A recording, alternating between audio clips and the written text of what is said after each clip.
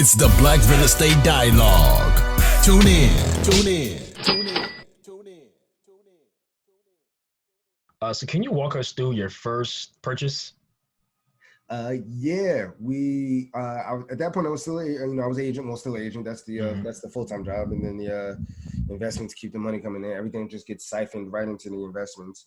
But I was helping a couple people do it, and I was like, wait a minute, like when it comes down to numbers, I understand what's happening. I was always going to do it anyway. I always thought to myself, like, for my first property, Mm-hmm. like, I'm gonna buy a multifamily, I'm gonna stay in the basement, and I'm gonna rent out the other units, right? Right. So I already like knew, because, and here's another reason why, because one, after I graduated college, I was staying at home for a Mm-hmm. while with family.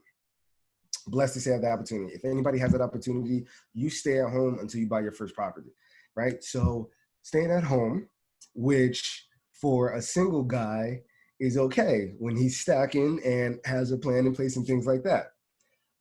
When he meets his girlfriend that ultimately becomes his future wife, she don't want to hear that you staying at home with your parents. Rightfully so, completely understand. So we moved in together, and I'll never forget, we moved in together, and I remember paying rent the first time. Like, and mind you, it was only we were paying $1,000 for the studio, and we were splitting that. So it was like $500. And at that point, I had just quit my job to go into real estate full time. So I wasn't even like making a crazy income, but I had stacked enough money from while I was staying at home. That's one thing I will say. I was just definitely smart about using that opportunity to my advantage, because that allowed me to quit my job while having a safety net to say that if things went completely haywire, I'm good for at least a year and some change. Like, so Right. while young, where I don't have the responsibility of, at that point, having a wife, having kids, things like that. So I can take the risk. So while staying, I'll never forget, and she was cutting me a break. So thank my wife for that. So at that point, I was giving up $400. And I remember handing over $400 like for rent. And I was like, hell no. Like, no, there's no way that I'm gonna go from living rent free, regardless of the situation. I don't care, regardless of the situation, to Right. now paying rent. Like, that's out. So at that point, the plan was in place. Now, what I didn't also realize is that when you quit your job, banks do not like you at first. So when it comes down to lending, you are now considered at a much more higher risk than the individual that is on a W-2. So the only thing I probably would have done different is I would have bought my property first and then quit my job. However, it is what it is. I have no regrets at all. And at that point, I couldn't get the loan. So looking at my then girlfriend at the time, who I think we both know and we understood like where our relationship was going, we decided to partner on the deal together. So Right. I found the property, we bought it together, we put the mortgage in her name, right? And I remember my attorney, like, do you trust this girl and everything like that, yada, yada. And I just remember, just thinking in my head, like, one, we don't know what's going to happen. That's the like reality of it. However, for the 5,000 or 6,000, whatever money like that I was about to put up versus the risk to reward ratio of like what I could have got back, it was null and void. Like, even if it completely failed, some of us, not me, not, anybody, or some of us are regretting our degrees, and them things cost 40, 50, 60, 80, 90, $100,000. So God forbid I lose this money. I have a house that I had no attachment to. It's just cash, so I'm not hooked on any debts. And then the best thing that can happen is that I'm living for free, I'm making income, and then I wind up marrying the girl anyway, which wound up happening anyway. So like, as far as the risk, like I could have cared less. I would have took that opportunity hand over fist to put down only 3.5% down, concession included, so we don't have to worry about closing costs. Live for free. By the time that you close, so if you close in the beginning of the month, so say if you close on June the 1st, your mortgage payment doesn't come out until August. So right off the back, if you can get tenants in at any time during June, that's straight profit. July, straight profit, and then your monthly income doesn't come in. I mean, your monthly mortgage doesn't come in until that following month.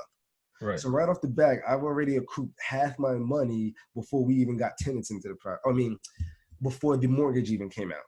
Like, Wow. so risk versus reward. So we put it in wifey's name, FHA, bought a 2-family, finished the basement, stayed in the basement, rented out the other 2 units.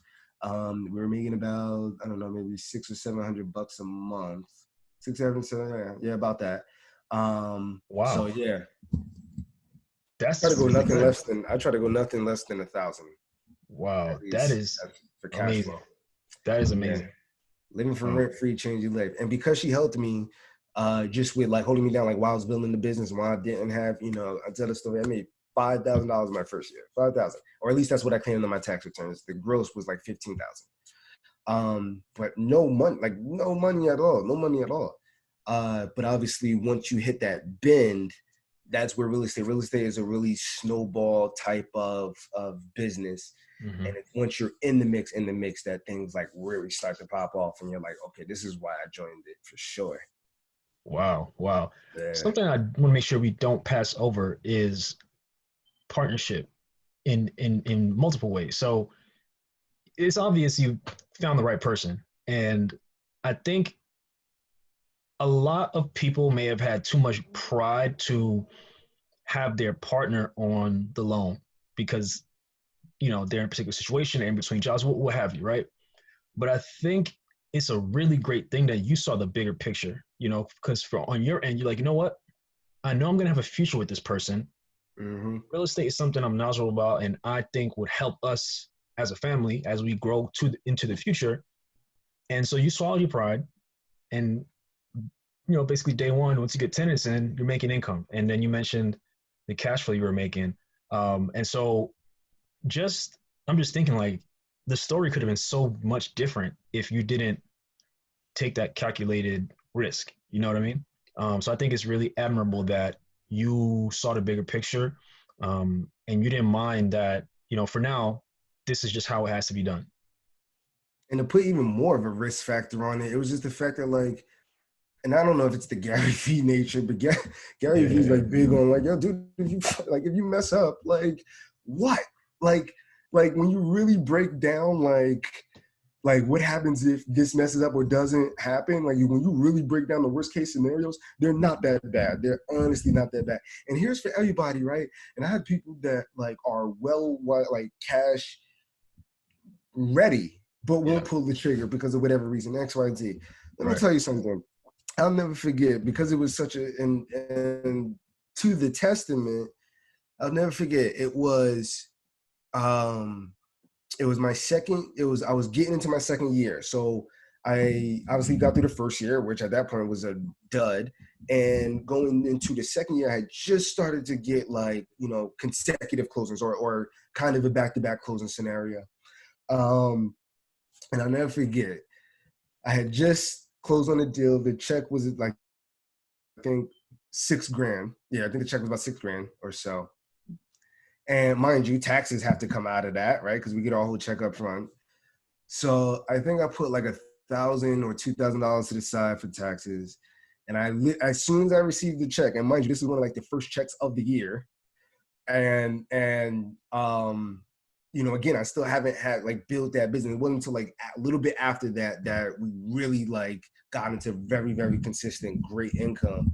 But that opportunity presented itself when I had just closed a deal, I had just made a check, and I turned around when I didn't like I still didn't have like a crazy ton of money in the bank. I had depleted through a little bit of my savings. Closing when that happened, so I couldn't count on income coming. Deals are falling apart. This is just what happens in the business on a day to day, even if you're a $1 million producer. And the opportunity presented itself, and I literally took the same check that I had just got, put some money to the side for taxes, and then rolled everything back in to the opportunity. So, as soon as I got some money, I literally was without money again.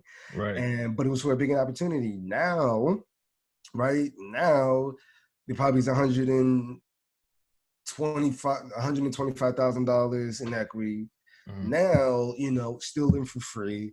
And once moving out of here, the property would generate around $1,400 to $1,500 over like.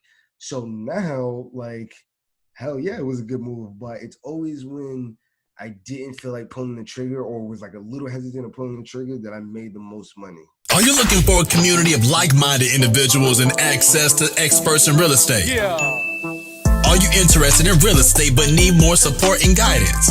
you know who it is. The Black Real Estate Dialogue presents the Real Estate Investing Community. I'm back. No matter how much or how little real estate experience you have, we've created a community for you because your perspective is important.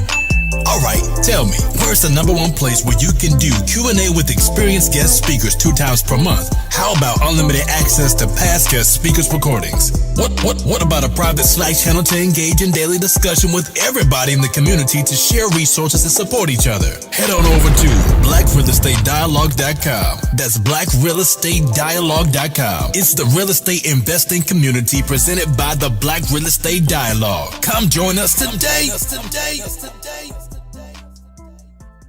And what was that process like? Just being a first time home buyer and managing that rehab. Did you find it to be a bit easier because you had some experience, walking through houses and rehab, or were there some challenges along the way? No, it was definitely some challenges. So even though that experience helped, but it didn't help enough. So just to give you some more color to the story, Yeah. While I was purchasing this property and doing my due diligence, I was in busy season at PwC. So if anybody knows what Big Four accounting is and how those busy seasons go, it's crazy. So I was literally working 70 to 80-hour weeks at a time.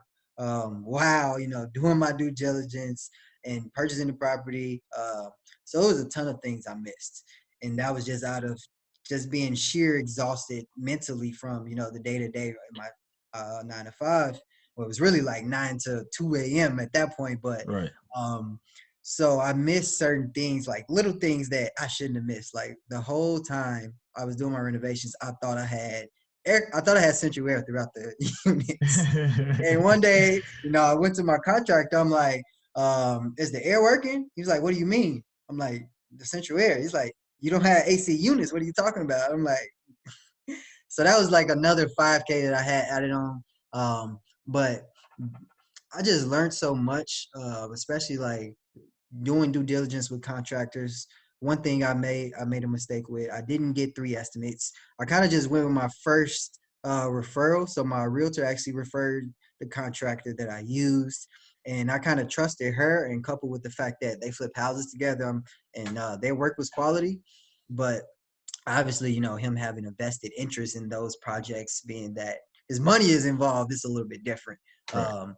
But I learned a lot about, doing your due diligence with contractors. I learned from a 2 or 3K perspective, your contractor needs to be very liquid in terms, having those reserves up front to be able to front load some of the material as well as some of the labor costs, or it can really delay your project.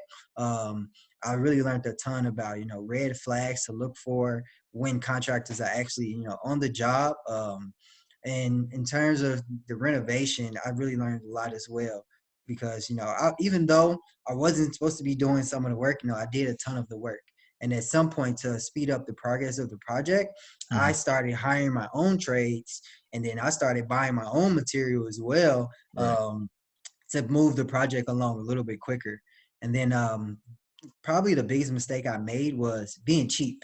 So initially, going through the process of getting a 2 or 3K, when I got my bid on repairs, I was going to do just like a basic job. In terms of the kitchen, I was going to keep some of the cabinets and just kind of repaint. In the bathroom, I was going to keep the vanity and kind of and repaint and sand and whatever. And then I was going to keep the toilets. I wasn't going to do anything with ceiling fans. I was going to keep the doors that they had in there, even though some were different than others in the same unit.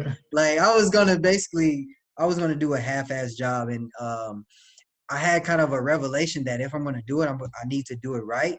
And as a result of that, the ARV of the property jumped substantially from what we expected it to be originally. So it did pay a ton of dividends, although I had to go into debt a little bit to make the project work. So I went into probably like 20K, extra 20K of debt personally, just to make sure we had the finishes that we needed. But I'm going to make that, tenfold on the back end when I refinance, because I intend on doing a cash out refi and then, rolling that money into the next project. So definitely learned a lot, but I definitely recommend, if you have the stomach for it, if you have the risk tolerance, you can jump in and do a renovation for your first project. This is not something I necessarily wanted to do. It was something that the market made me do, because originally I wanted a turnkey property, but I was really impatient. I think I looked for like 6 months and everything was out of my price range, because at the time the multifamily market in Chicago, it was like booming. Everything was super high price. If you wanted something fully renovated, you were going to pay a pretty large premium. And that's the same situation that you're dealing with now. Even in all these times of uncertainty, like we just had a 3-unit hit the market, and first day, like 6 offers, Wow. 420K, like crazy numbers. And I know the individual who actually did that rehab, and he got it for 75K and put 200 into it. So it's like, it's so much opportunity. But just know, if you're buying turnkey, you're definitely going to pay a premium for sure. For sure. So there's a couple things I want to pull out of that. So the first thing is, you mentioned that you were in busy season, and the reality of it is, some people might have said, hey, maybe this is not for me right now, but maybe we need to pause this project. But you just figured out a way to keep it going the best you could. And like you said, there were some rough patches in there. There were some lessons learned along the way, but you kept going. A lot of people might have said, maybe once this is done, I'll just sell it. I don't want to deal with it. Or maybe they would not have followed through. But I think it's important for people to understand and to realize, a lot of the learning you're gonna do is through experience, but you can't give up. You got to keep going and just use it to get better. Like you said, you started hiring your own trades, but if you didn't take any step forward, you wouldn't even have had that opportunity to be at the point to say, you know what, let me take some of this control into my own hands. So I think it's great that you kind of persevered through the challenges and saw it through to the end. Definitely. And I think one thing that really helped was really having extreme accountability, because even though I knew, some of the things was like my contractor's fault, at the end of the day, I knew who hired the contractor. Like I did. So I really had to really just be extremely accountable and just really figure things out along the way. I had no downtime to be sad, mope around. I really just had to take action. And I even put in some sweat equity myself, to save, a couple $1,000s. Like I did a ton of painting, especially like in my basement. I painted like most of the trim in both of my duplex units. So you just really have to, one, focus on your mindset, because that's really what's going to carry you along through any rough patches. Like if your mindset is strong, you'll be fine. But if you have any weaknesses in your mindset, then it's definitely going to be times where you're going to want to quit. But that's where that persistence kind of comes into account. And then you just got to really just be super accountable, because after all, every decision you make, you control that decision, whether, it's hiring somebody, whether it's, choosing to put one finish versus another finish. Like, for example, in my basement, I put laminate flooring. And at the time, I didn't know laminate flooring was trash, but I figured that out pretty quickly. So that's a mistake that I'll pay for in the future, since I was actually living in the basement unit. So, just be super, super accountable. And once you have that extreme set of accountability, then you actually realize that you are in control. So that's what's dope about it on the flip side. Like, although you're responsible for everything, you have control over everything.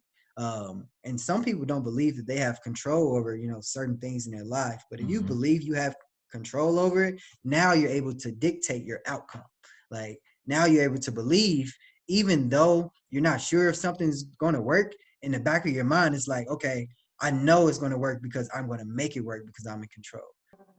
Hi everyone, Sam here from the Black Real Estate Dialogue. Make sure to hit that notification bell and that subscribe button, and to visit us at blackrealestatedialogue.com.